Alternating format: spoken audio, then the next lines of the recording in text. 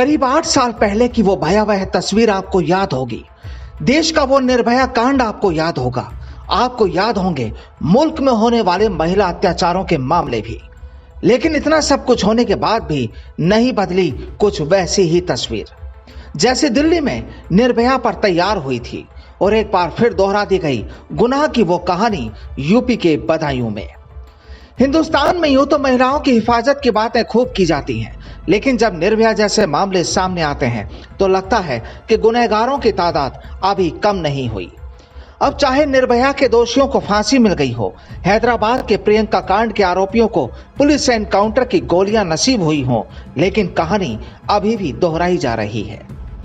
आज जिस मुद्दे पर हम बात कर रहे हैं वो जुड़ा है यूपी के बदायूं से। शायद घटना के बारे में आप जानते होंगे, नहीं तो हम आपको बता देते हैं कि आखिर एक अधेड़ महिला को मंदिर के एक पुजारी और उसके चेलों ने किस तरह यातनाएं दी। उसके प्राइवेट पार्ट में लोहे की रॉड डाल दी गई, उसके फेफड़ों को फाड़ दिया गया, उसकी टांग तोड़ दी गई, पसलियां तोड़ दी गई और उसके साथ गैंग रेप की वारदात को अंजाम दिया गया। कहानी यहीं खत्म नहीं होती।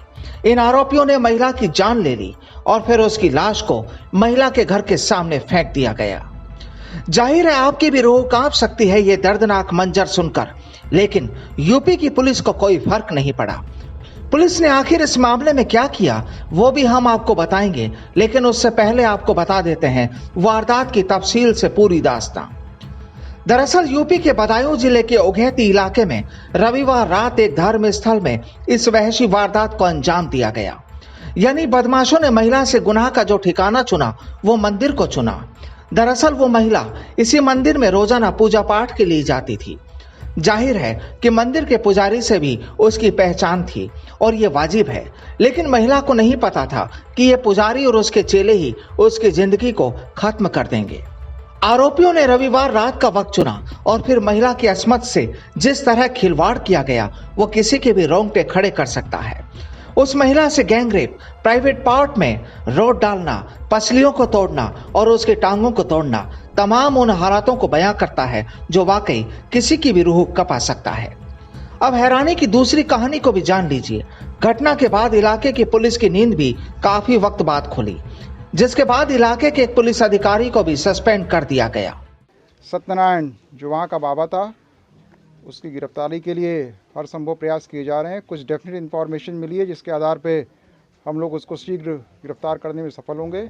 उससे पूछताछ के बाद भी जो मिसिंग कड़ी हैं अभी पूरे केस की, उसको हम लोग चूल से चूल बैठा करके फिर आपके समक्ष पूरी बात रखेंगे।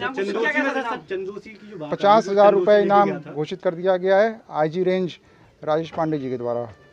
सर इसमें लापरवाही चंदोसी वाली सर एक बात आ रही कि बाबा साहब को चंदोसी भी लेके गया था। इसमें जो लापरवाही थी प्रथम दृष्टया, उसके आधार पर इंस्पेक्टर उगैती को सस्पेंड कर दिया गया है। उनके खिलाफ विभागीय कार्रवाई की जा रही है और भी जिसकी लापरवाही परिलक्षित होगी उसके खिलाफ सख्त कार्रवाई की जाएगी। दरअसल इस घटना के बाद जिले के तमाम आला अधिकारियों ने मौका देखा। हालांकि पुलिस ने इस मामले में इन 2 आरोपियों पर शिकंजा कस दिया, लेकिन इलाके में सियासत करने वाले लोग भी यहां पहुंचे। राष्ट्रीय महिला आयोग के सदस्य चंद्रमुखी देवी भी यहां बदायूं पहुंची, हालातों का जायजा लिया और सरकार की कार्रवाई पर भरोसा भी जताया। जो मेरी भी बात हुई है, पुलिस ने उनके लिए उन्होंने सख्ती से निर्देश दिया और कहा है कि चाहे जिस स्तर का अपराधी हो तो पकड़ा जाएगा, कोई निर्दोष नहीं फंसेगा, अपराधी को छोड़ा नहीं। घटना के बाद महिला के परिवार में शोक छाया हुआ है।